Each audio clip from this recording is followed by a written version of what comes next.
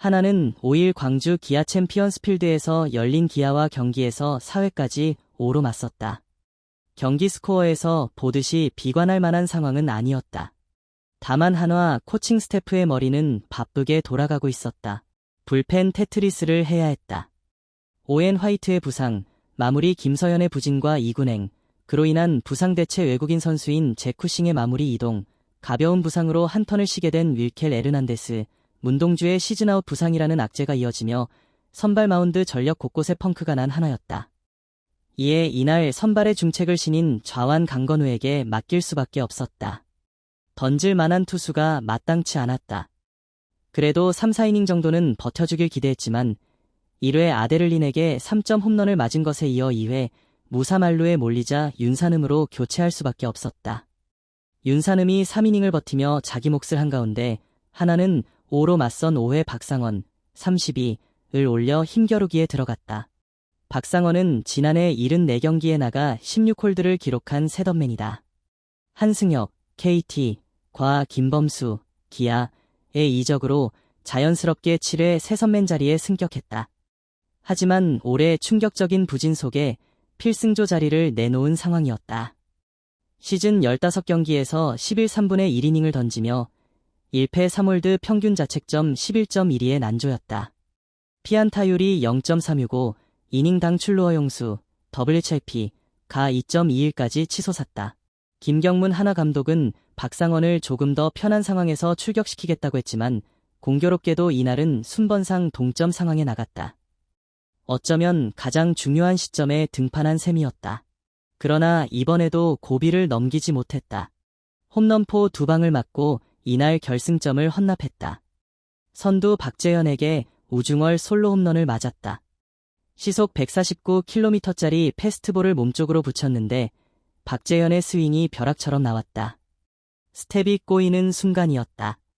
이어 김호령에게 볼넷을 허용하며 불안한 감을 이어갔다. 김선빈을 3루수 땅볼로 유도하고 3루수 1루 송구 사이 3루로 뛰던 2루 주자 김호령을 잡아내며 한숨을 돌리는 듯했으나 김도영에게 중월 솔로 홈런을 맞고 주저앉았다. 사실 구속만 보면 그렇게 큰 이상 징후가 있는 선수는 아니다.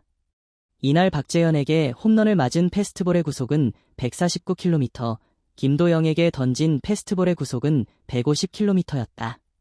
그러나 커맨드가 잘 되지 않고 있고 유독 타자들의 히팅 포인트에 완벽하게 걸리고 있다. 김도영에게 던진 공은 한가운데 실투였다. 리그 홈런 1위 타자에게 홈런을 치라고 던져준 공이나 다름없었다. 박상원의 평균 자책점은 종전 11.12에서 12.00으로 더 올랐다. 평균 자책점은 9이닝당 환산이다. 9이닝을 던지면 11.12점을 준다는 의미인데 사실 낙제점에 가깝다. 이길 수가 없는 경기다. 그런데 더 올라가기도 힘든 이 평균 자책점이 더 올랐다. 박상원의 투구를 지켜보는 한화 코칭 스태프의 인내심에도 어느 정도 한계점이 왔을 법한 성적이다.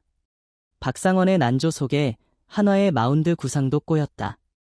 오히려 현 시점 박상원보다는 더 필승조에 가까운 김종수가 5-7로 뒤진 상황에서 등판했기 때문이다.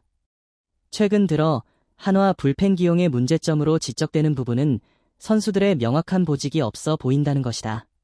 그러다 보니 선수들의 투구 이닝이 많아진다.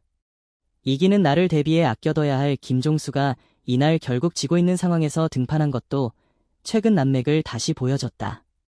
문동주의 시즌아웃 어깨 부상으로 하나는 정우주를 선발로 보낼 계획을 세우고 있다. 그러다 보니 정우주는 지금 쓰지 못한다. 선발로 준비를 시켜야 하기 때문이다. 질을 떠나 마운드 자원의 양적인 측면도 부족한 느낌을 준다.